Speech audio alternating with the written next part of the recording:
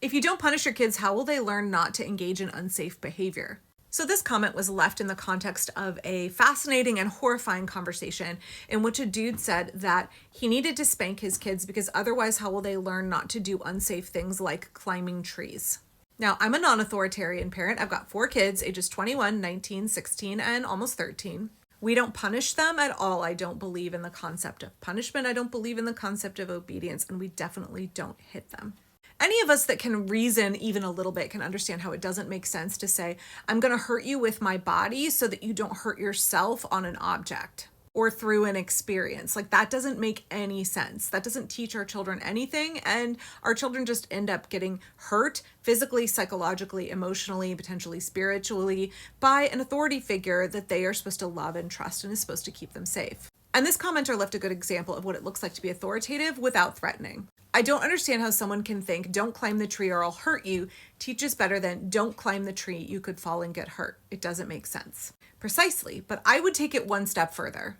So to begin with, I wouldn't tell my kids don't climb the tree. Non-authoritarian parenting looks like this. I would say, hey, I see you climbing the tree. Do you feel safe? Because, we're parenting, we're having a conversation, we're trying to help our kids learn to trust their own bodies and to assess a situation adequately.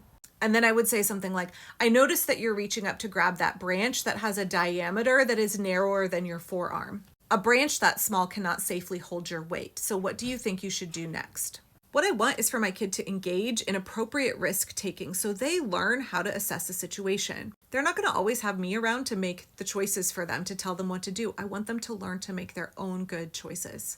I also don't want it to be about my fear and my anxiety. A lot of us as parents can see our kids engaging in risk taking, and it can trigger for us our own fear of our children getting hurt or worse. And we can tend to overreact.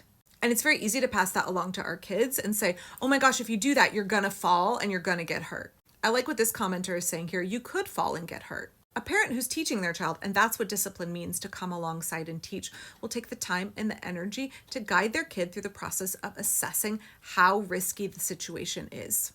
Okay, hey, let's pause for a second here and take a look. Look how high you are off the ground. Did you know if you fall from a height above 6 feet that there's the potential for you to have a head injury?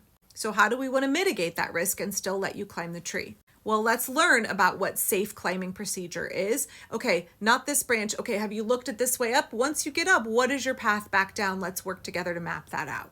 Hey kiddo, what's your strategy in this situation? Also, what are you going to do if you get up there and you get stuck? Also, what are you going to do if you fall and get hurt and nobody's around?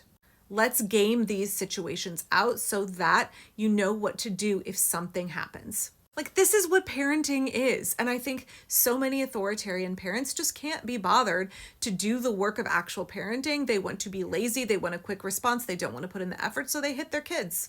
Parenting is work. It takes real skills, and it takes wanting to have a relationship with your child to do it well. Relationships take investment. They take commitment. What is the goal of our parenting? Is it to raise children who can function in their own lives, or is it to have them obey? Doing the work of raising kids is not an inconvenience, it's a privilege. And it's worth building the skills to learn how to do it correctly.